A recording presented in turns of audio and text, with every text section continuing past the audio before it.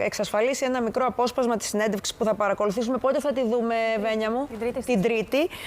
Πάμε να τον ακούσουμε και να επιστρέψουμε.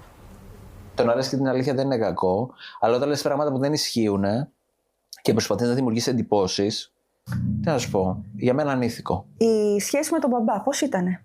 Πώς ήσουν με τον πατέρα μου είχα λατρεία. Ο πατέρας μου ήταν ένας από τους καλύτερους ανθρώπους που θα μπορούσε να βγάλει.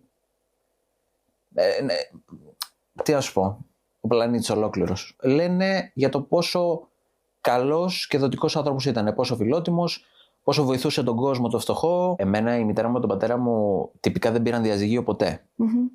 Δηλαδή ήταν σαν να μην χωρίσανε ποτέ αυτοί οι δύο άνθρωποι και δεν μου το είπανε και ποτέ, ξέρεις, ότι εγώ και ο μπαμπάς χωρίσαμε. Κοίταξε, η μητέρα μου έφυγε, πήρε εμένα και την αδερφή μου και φύγαμε από το σπίτι. Δεν ήταν, η επιλογή του να χωρίσουν ήταν της μάνας μου. Θα ήθελα να μου εξηγήσει κάποια πράγματα. Εννοείς πράγματα που έγιναν στην οικογένεια? Που έγιναν στην οικογένεια, ναι. Θα ήθελα να μπορέσω να καταλάβω λίγο γιατί έκανε κάποιες πράξεις. Παπάς. Ναι.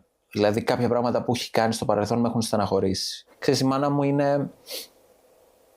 έχει ένα star quality. Ναι. Δηλαδή έχει ένα φωτοστέφανο. Μπαίνει σε ένα μαγαζί, θα γυρίσουν να την κοιτάξουν. Από τους 10 ή 8. Αυτό όλο δημιουργούσε μία. Πώς θα το πω. Ζήλευε ο μπαμπάς. Απλά μου το λες. Ζήλευε, εντάξει. Ναι. Ναι, να διορθώσουμε λίγο αυτό με το σούπερ, γιατί δεν αναφέρεται στον πατέρα του, θεωρώ. Με τη μητέρα του έτσι κι αλλιώς μπορεί να συζητήσει, δεν εννοούσε να μου εξηγήσει η μητέρα μου. Παρ' όλα αυτά, περιγράφει μια συνθήκη, κύριε Παπαδόπουλε, που λέει ουσιαστικά ότι η μητέρα του έφυγε από το σπίτι. Η Πόπου Μαλιωτάκη, άλλωστε, παιδιά, στη συνέντευξη που έδωσε στη Σταματίνα Τσιμτσιλή, έδειξε αυτό το δυναμισμό. Ναι.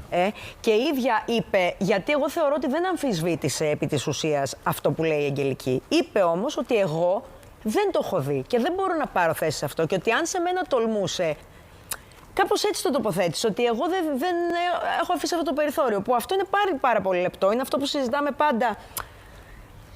Ότι κάποιος το αντιμετωπίζει έτσι δεν σημαίνει ότι και ο άλλος. Από την άλλη, όμως, είπε ότι δεν ξέρω τι συνέβαινε σε αυτό το σπίτι, επομένως δεν μπορώ να πάρω. Και μετά έδωσε και στην Σούπερ Κατερίνα κάποιες δηλώσεις απ' έξω που πάλι το ίδιο διευκρίνησε. Δηλαδή δεν είναι ότι έρχεται να πει ότι λέει ψέματα η Αγγελική Λιάδη, έτσι. Εγώ επισημαίνω πάντως αυτό που είπε και ρωτώ τον κύριο Παπαδόπουλο, γιατί έβαλε το θέμα το ότι δεν έχει πάρει διαζύγιο η ίδια από τον Λαζαρίδη. Και το βάζει με ένα τόνο επιθετικό απέναντι στην κυρία Ηλιάδη. Αυτό δεν μπορώ να καταλάβω εγώ, γιατί πρέπει να έρθει αυτό ξανά στο προσκήνιο. Και γιατί πρέπει να υπάρχει. Είναι πολύ σωστό το ερώτημά σας. Γιατί η Αγγελική Ηλιάδη κάποια στιγμή μέσα στο podcast και σε όλα αυτά που λέει είπε «Εγώ δεν χώρισα κανέναν, δεν μπήκα ανάμεσα σε κανέναν». Οπότε νομίζω ότι σε αυτό το κομμάτι στέκεται και πάλι γι' αυτό απαντάει. Κοιτάξτε, στην πράξη δεν μπορώ να κατανοήσω, γιατί είναι σημαντικό το αν έχει γίνει τυπική ενέργεια λύσης του γάμου με την απαγγελία του διαζυγίου σε σχέση με την σχέση δύο ανθρώπων. Υπάρχουν πάρα πολλά ζευγάρια τα οποία εξακολουθούν να είναι παντρεμένα κατά νόμον και βρίσκονται σε διάσταση. Μάλιστα, σε πολλές περιπτώσεις το έχουμε δει και για δεκαετίες να συμβαίνει αυτό. Είχαμε περιπτώσεις γυναικών οι οποίες απέκτησαν παιδιά με τους νέους τους συντρόφους και τα παιδιά γράφονταν στο όνομα του προηγούμενου συζύγου επειδή δεν είχαν φροντίσει να ολοκληρώσουν την τυπική διαδικασία λύσης του γάμου με διαζύγιο. Και αυτή η διάσταση που δίνει, παιδιά, ο Βασίλης είναι διαφορετική από αυτή που νομίζαμε. Έτσι, ότι έφυγε ο Μπάμπης από το σπίτι, αλλά ότι λέει ότι η ίδια η μητέρα του επέλεξε, μαθαίνοντας κάποια πράγματα, να φύγει, που και αυτό είναι μια άλλη διάσταση. Παρόλα αυτά, εγώ θα συμφωνήσω μαζί σας ότι αυτό δεν αφορά το σήμερα. Ούτε αυτό που κάνει η Αγγελική αφορά το σήμερα, γιατί είναι η δική της εξομολόγηση. Δηλαδή, θεωρώ ότι είναι δύο τελείως διαφορετικές συζητήσεις που έχουν πολύ διαφορετική υπόσταση και θέλει σίγουρα πολύ προσοχή.